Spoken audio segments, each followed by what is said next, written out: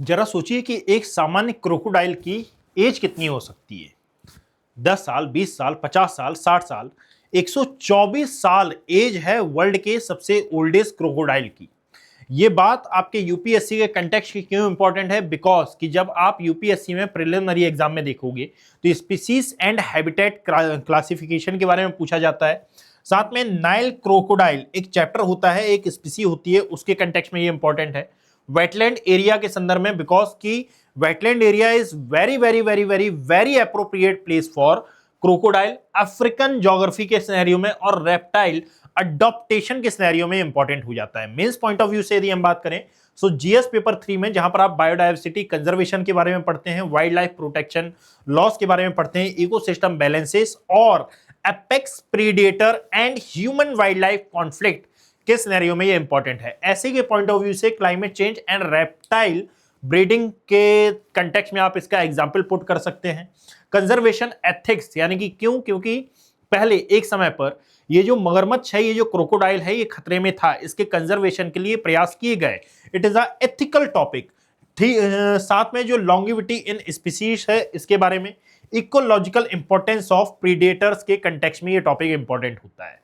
सो याद रखना कि ये मिल कहां, ये पाया कहां पर जाता है, अभी कहां मौजूद है, कहां से ये निकल के आया, ये सभी सिनेरियो के बारे में हम डिस्कस करेंगे। मैंने इसकी इंपॉर्टेंस बताती। अब बात सुनिएगा कि असल में 124 साल इसकी एज है। नाइल क्रोकोडाइल स्पीसीज का ये है। साथ में इसकी लोकेशन आती है साउथ अफ्रीका में। 700 किलो से ज्यादा ये वजनी आपको देखने के लिए मिलेगा। क्रोकोडाइल के बारे में एक इंटरेस्टिंग बात आप ये याद रखिएगा कि एक्चुअली में ये लाइफ टाइम इवन अब तो ये 125 साल का भी हो गया है, ये लाइफ टाइम बढ़ते रहते हैं। यानी कि कई ऐसे जीव जंतु रहते हैं हमारी धरा पर, और ऐसे कई रहस्यमय जीव जंतु हैं जिनसे हम अपरिचित हैं अभी तक। कई ऐसे जीव जंतु रहते हैं जो कि लाइफ लॉन्ग अपना जो आकार है ये बढ़ाते रहते हैं, अपना जो वेट है ये बढ़ाते रहते हैं। कभी भी इनका आकार विकार रुकता नहीं है, ये हमेशा ग्रोइंग की कंडीशन में रहते हैं। तो यहां पर याद रखो कि अप्रोक्सीमेटली 16 फीट लंबा ये क्रोको, 16 फीट भी नहीं, इससे भी ज्यादा जो लंबा ये क्रोकोडाइल है। इसके बारे में कुछ किंवदंतियां हैं कि इसने प्रीवियस टाइम में लगभग 16.4 फीट लंबा है, ये 16.4 फीट लंबा। ये ऐसी कई किंवदंतियां हैं कि भाई इसने प्रीवियस टाइम में ह्यूमंस पर भी अटैक किया है, और इसलिए जब आप इसके बारे में पढ़ते हो तो मैन ह्यूमन कॉन्फ्लिक्ट के बारे में भी चर्चा होती है। हिस्ट्री से शुरू करते हैं तो लगभग 1900 ईस्वी में इसका जन्म हुआ था, जब है ना ब्रिटिश एम्पायर अपने शिखर पर था 1900 के आसपास। 1914 से 1918 के बीच में वर्ल्ड वॉर 1 हुआ, और इस समय ये थोड़ा सा अपनी यंग एज में था। 1969 में हेनरी की एज 69 ईयर थी, है ना, मून लैंडिंग के समय। 1985 से 1990 का ये समय था जब ये बहुत ज्यादा आक्रामक हो गया और इसको साउथ अफ्रीका के क्रॉक वर्ल्ड में स्थानांतरित किया गया। क्रॉक वर्ल्ड में क्यों स्थानांतरित किया गया?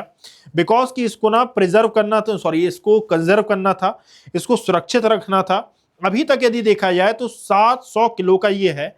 6 फीमेल क्रोकोडाइल के साथ मिलकर इसने अप्रोक्सीमेटली 10,000 जो बच्चे हैं इनका, यानी कि इनका पिता बना है ये। Getting my point? सो इसको याद रखना। 2024 में ऑफिशियली इसको वर्ल्ड के सबसे ओल्डेस्ट क्रोकोडाइल के रूप में मान्यता मिली थी। अब जरा देखते हैं कि इसका जन्म हुआ था एक्चुअली में बोत्सवाना से जो दक्षिण अफ्रीका तक की यात्रा है उसके बारे में हम समझे। बोत्सवाना में इसका जन्म हुआ था 1900 में। ब्रिटिश एम्पायर इस समय हुआ करता था। यहां पर यदि आप देखोगे तो दुनिया की सबसे बड़ी अंतरदेशीय आर्द्र भूमि प्रणालियों में से एक है। यहां पर उस एरिया में ये जन्मा था। इसका नाम है ओकावांगो डेल्टा। इस एरिया में बाद में इसको ना क्रॉक वर्ल्ड कंजर्वेशन सेंटर के पास, जो स्कॉट बर्ड और साथ में अलग जो एरिया है यहां पर साउथ अफ्रीका में स्थानांतरित किया गया। ये वो डेल्टाई क्षेत्र है जहां पर इसका जन्म हुआ। आज की कंडीशन में ये एक बहुत बड़ा रामसर साइट है। ये सदर्न अफ्रीकन रिवर सिस्टम यहां से गुजरता है। 1990 से वर्तमान तक ये यहीं पर रह रहा है, यानी कि आप 1990 भी नहीं, 1985 से लेकर अभी तक रह रहा है। नाइल क्रोकोडाइल के बारे में याद रखिएगा कि इसका जो बाइट फोर्स है ये बहुत ज्यादा होता है, अप्रोक्सीमेटली 5000 पीएसआई। पीएसआई क्या है? तो किसी भी जीव की जो बाइट फोर्स होती है उसको मापन की जो इकाई होती है इसको PSI नाम दिया जाता है। अंडर वाटर अडॉप्टेशन मिलेगा, यानी कि 2 घंटे तक ये सांस रोक कर रख सकता है नाइल क्रोकोडाइल। साथ में यहाँ पर आर्मर्ड स्किन मिलेगी, यानी कि मगरमच्छ की स्किन देखिए ना कैसी यूनिक टाइप की होती है, इसको आर्मर स्किन नाम दिया जाता है, यानी कि इसकी स्किन ही स्वयं में हथियार है। जो सेंसरी पिट्स हैं, यानी कि आसपास क्या हो रहा है ना, इसको सेंसिंग करने वाले सेंसरी पिट्स इसमें होते हैं। साथ में एक्टोथर्मिक जो मेटाबॉलिज्म है ये आपको देखने के लिए मिलेगा। एक्टोथर्मिक मेटाबॉलिज्म का मतलब है कि समुद्र में या फिर वेटलैंड एरिया में ये रहता है, बट सूर्य के प्रकाश से भी ये खुद की रक्षा करता है। सो बाइट फोर्स की बात है। एक्टोथर्म की, यानी कि शरीर का तापमान वातावरण द्वारा नियंत्रित होता है, जिससे महीनों तक ऊर्जा बचती है। ऑस्टियोडर्म्स, यानी कि त्वचा में एम्बेडेड जो बोनी आर्मर प्लेट्स हैं ये होती हैं, जो कि इसको सुरक्षा देती हैं। इजिली इसको कट नहीं किया जा सकता, हार्म नहीं पहुंचाया जा सकता। सेंसरी पिट्स होते हैं, दबाव में परिवर्तन का ये पता लगाते हैं। मैले पानी में शिकार करने में ये हेल्प करते हैं। टीयर डक्ट्स का मतलब क्या है कि क्रोकोडाइल टीयर्स एक वास्तविक बायोलॉजिकल जो लिब्लिकेशन मैकेनिज्म है ये होता है। Getting my point? इनका जो मेटाबॉलिज्म सिस्टम है ये बहुत ज्यादा धीमा होता है। इतनी लंबी आयु इनकी होती है, यानी कि हेनरी जनरली ऐसा नहीं है कि हर एक क्रोकोडाइल 124 से 125 साल जीता हो, बट इसकी आयु, इसकी एज कुछ एम नॉर्मल है, ठीक है, ये कॉमनली देखने के लिए नहीं मिलता। तो हेनरी की असाधारण जीवन आयु भाग्य नहीं है, ये एक प्रकार का बायोलॉजी, एनवायरमेंट और कंजर्वेशन केयर का संगम है कि भाई हमने जो कंजर्वेशन किया, एनवायरमेंट में जो एक्टिविटीज हुई हैं और बायोलॉजिकली जो एक्टिविटीज हुई हैं उनके अकॉर्डिंगली यदि हम देखें। सो रिड्यूस हेल्थ, स्ट्रेंथन जो इम्यून सिस्टम है इसके बारे में, सेंचुरी लॉन्ग सर्वाइवर और सेफ कैप्टिव हैबिटेट, यानी कि नियंत्रित वातावरण खतरों को कम करता है, इसकी बात यहां पर की गई है। याद रखिएगा, स्लो मेटाबॉलिज्म यानी कि कम ऊर्जा व्यय कोशिकीय जीवन काल को बहुत ज्यादा बढ़ा देता है, और हेनरी में ये देखा गया है कि इसका मेटाबॉलिज्म बहुत ज्यादा स्लो है। स्टेबल फूड सप्लाई है यहां पर, यानी कि क्रॉकवर्ड पर निरंतर पोषण भूख जनित तनाव को समाप्त कर देता है कि भाई जितनी न्यूट्रिशन की आवश्यकता है उतना ग्रहण किया जाए, उतना इसको न्यूट्रिशन दिया जाए। नो प्रीडेटर्स, मतलब कि जहां पर इसको रखा गया है वहां पर इसका कोई प्रीडेटर नहीं है। सामान्य तौर पर इसको सुरक्षा प्रदान है, यही दूसरों का प्रीडेटर बन जाएगा। साथ में वेटरनिटी केयर, यानी कि यदि मान लीजिए इसको कोई समस्या हो भी गई तो भाई चिकित्सीय जो सुविधा है इसके पास मौजूद है। दैट इज वाई इसकी जो लाइफ लॉन्ग है या फिर इसकी लाइफ इतनी ज्यादा लॉन्ग है, इसके ये मेन रीजन निकल के आते हैं। याद रखना कि ये पीडीएफ बहुत शॉर्ट एंड स्वीट तरीके से फॉर्म की जाती है ताकि आपको तमाम प्रकार की जो चीजें हैं ये इजी समझ में आ सके। आप इस पीडीएफ को डाउनलोड कर सकते हैं मेरे टेलीग्राम हैंडल से, जिसका नाम है अभिषेक कुमार ज्योग्राफी। साथ ही साथ यदि आप हमारे यूपीएससी या फिर स्टेट पीसीएस बैच से ज्वाइन होना चाहते हैं तो डिस्क्रिप्शन बॉक्स में जो लिंक दिया हुआ है आप यहां पर कॉन्टेक्ट कर सकते हैं। डिस्क्रिप्शन बॉक्स में लिंक दिया हुआ है, या तो आप यहां पर वेबसाइट विजिट कर लीजिए, नहीं तो जो कॉन्टेक्ट नंबर है इस पर आप कॉन्टेक्ट कर सकते हैं। सिविल्स विद आकाश हमारे जो अदर टेलीग्राम हैंडल है उसका नाम है, जहां पर हम ऑर्गेनाइजेशन और यूट्यूब चैनल से संबंधित तमाम प्रकार की जो अपडेट्स हैं ये देते रहते हैं। सो याद रखना कि 124 साल की एज में भी हेनरी बढ़ रहा है, क्योंकि कई जो क्रोकोडाइल या फिर कई जो एनिमल्स होते हैं उनमें ये टेंडेंसी आपको दिखाई देती है, गुण दिखाई देता है।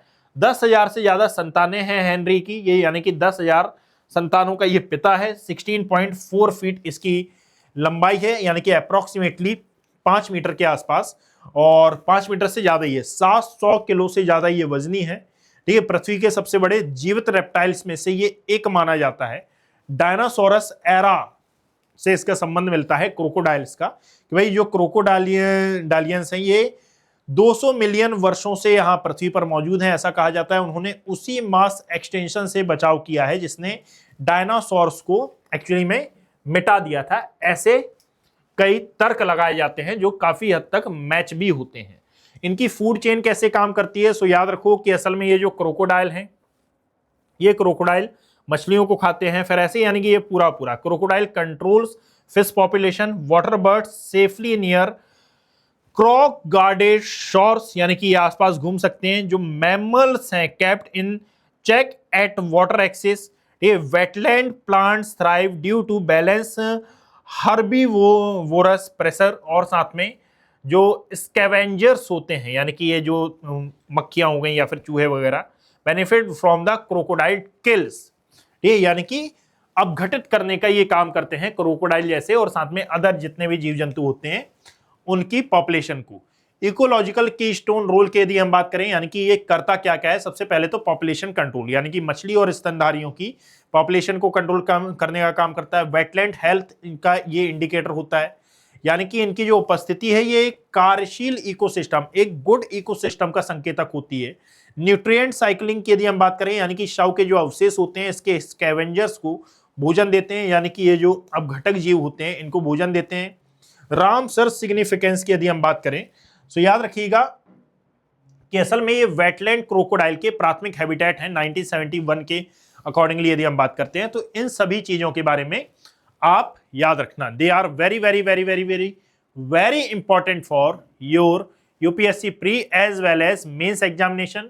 यदि खतरे की हम बात करें कि भाई ये खतरे की कंडीशन में क्यों है, वर्तमान में इनको थ्रेट है क्यों, तो याद रखो कि सबसे पहले मेजर जो थ्रेट है ये हैबिटेट डिस्ट्रक्शंस हैं, फिर पॉल्यूशन है, क्लाइमेट चेंज है, इलीगल हंटिंग भी होती है इनकी खाल के लिए, और ह्यूमन वाइल्ड लाइफ कॉन्फ्लिक्ट इसके कारण बढ़ता है, यानी कि हम एनक्रोच कर लेते हैं इनके जो नेचुरल एरिया है उसकी।